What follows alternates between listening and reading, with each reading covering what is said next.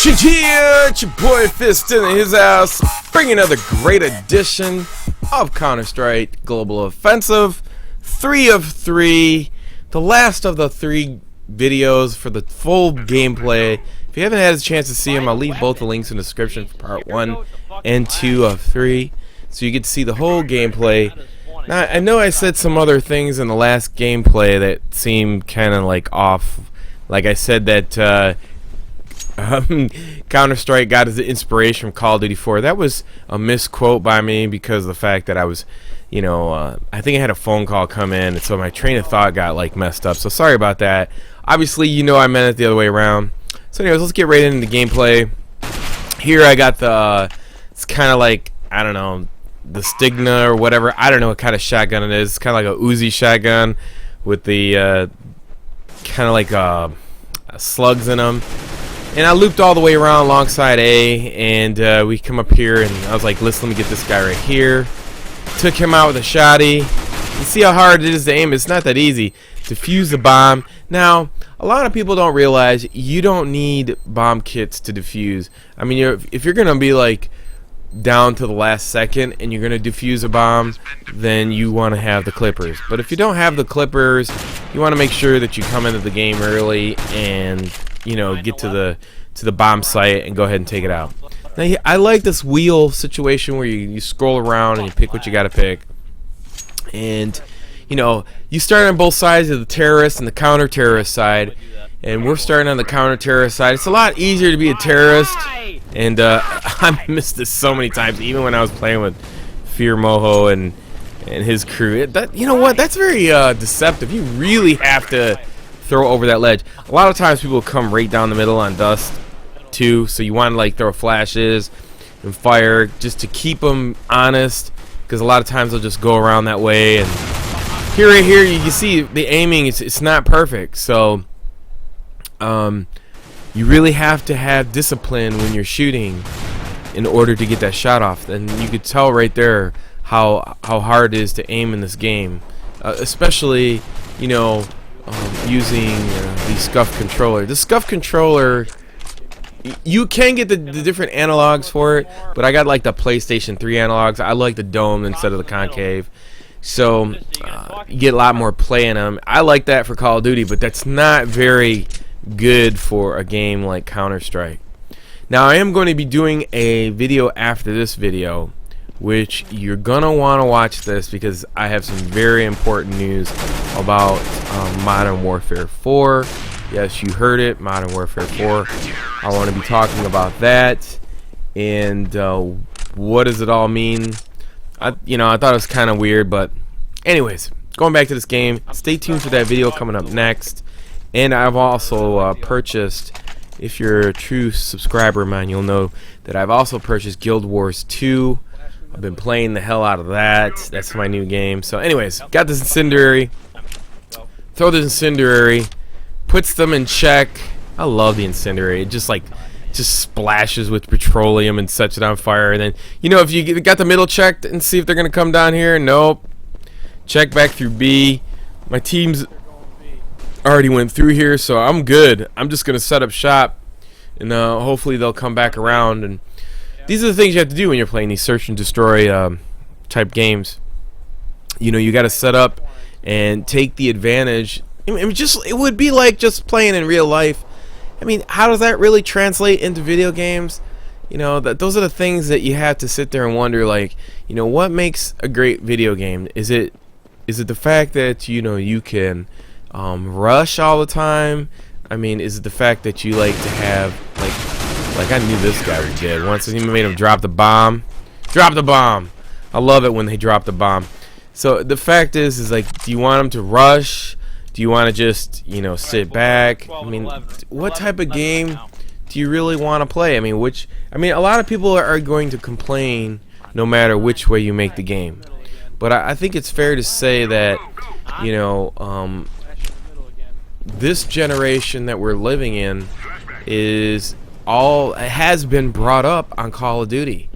If you really think about it, this generation, with the failure of like PS3 really not getting into the Americans market, the North America market. You know, it's probably the most prevalent suburban, social gaming platform other than PC that is controlling the whole market that, kids have grown up on. So, when I think about it, we're talking about a whole displaced generation who plays Call of Duty, and they don't know anything else. So anything that is coming out, anything that's coming out from this point forward is going to have a really, really hard time. So you got to think about it. These are the things that you want to these are the things as a gamer and friends of those friends is to like get them to try other games. Like, yo, let's just play a couple games of Counter-Strike. It's not going to cost you that much money. 1,200 Microsoft points. Go ahead and try it out. You got a bevy of weapons to select from, and it gives you a little history on the gameplay. Now, when you're playing this Search and Destroy, we'll just call it that. You could go short side A, long side A, and it's a definitive game. When you look at it, it's pretty definitive. Like, you have to win all of the matches in 2 rounds, the majority of matches, and that's why I look at it in MLG. I'm like, here's the thing why I think MLG is so boring. If you look at MLG, they do so many rounds of gameplay, you just get bored of it. Now, if you had had this game where, it was like Counter-Strike, really fun and fast, 2-minute pace games, and probably shorten the rounds down, I think people appreciate it. I think the rules that they have for MLG are just too strong for the populace, for the people to enjoy it. Like I said, I don't have a problem with MLG and them, trying to create a following, but it's two different things. You have Warner Brothers, which supports Mortal Kombat, which has only been out a year on the Warner Brother label, and they put out $20,000, every tournament for MLG. That's why MLG holds Mortal Kombat tournaments. It's not because it's a tournament viable game. It's because Warner Brothers supports their game. So that's like when I said on Twitter, I said will Treyarch support MLG? They supporting it with the game platform. But the thing is, are they going to support it with money? Which is important, because if there's no money, then people who are competitive pros can't come out and play because they don't have the money to travel to do that. It wouldn't work for them. So that's the thing, if you're going to support this MLG thing in Black Ops 2, you have to support it 100%. And that means, not just by the game, but you also have to support it with money. Or to me, it just looks suspect. It looks like a gimmick. You're trying to oh, this is a gimmick to sell the game. And then, I'm really going to talk about it in my next video, but you can see right here, this game is action-packed. This will be my last video on it. If you haven't tried it, go ahead and try it. You can pick different weapons, so FAMAS, the Galil, all the American weapons for the American side or the British side or whatever, and then you have all the terrorist weapons. I kind of love the fact that you could have. I like making terrorists look like terrorists. When I look at the or bad guys, when I look at the bad guys in the Call of Duty games, I mean, how in the hell do they have just as good as gear and good as the good ass setups like the good guys do? It just doesn't. I don't understand that. It's like, come on, these guys are the bad guys. They're just supposed to be like they're not supposed to look good like the good guys, but that's just me. That's what I take out of it. I want you guys to make your own decisions from that. and go from there.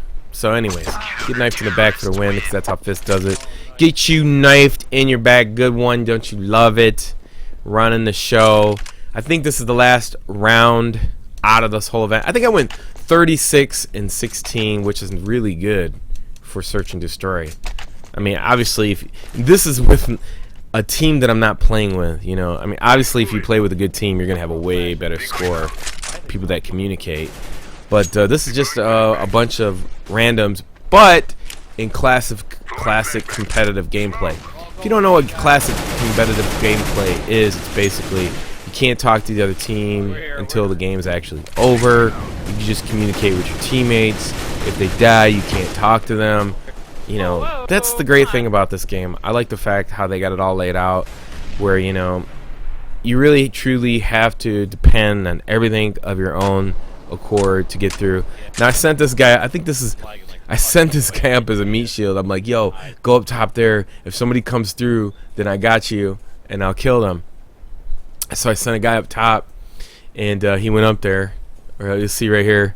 I sent him up here, and see, I got both doors covered. If this guy gets killed, then that was the only worried spot I had. So now if he's up there, then all I gotta do is worry about those two spots. But he got killed, so as soon as I seen that, I knew I was gonna pop this guy, and that was gonna win the game. So watch out, bow, you're done, son. Then I looked over here, there's nothing going on. I think there's like one more guy. And we mopped him up. Game over. 36-16. Final 16 out of 11, which was a great match. Hope you enjoyed this. Until next time, get ready for my next video. It's your boy Fist. Peace out.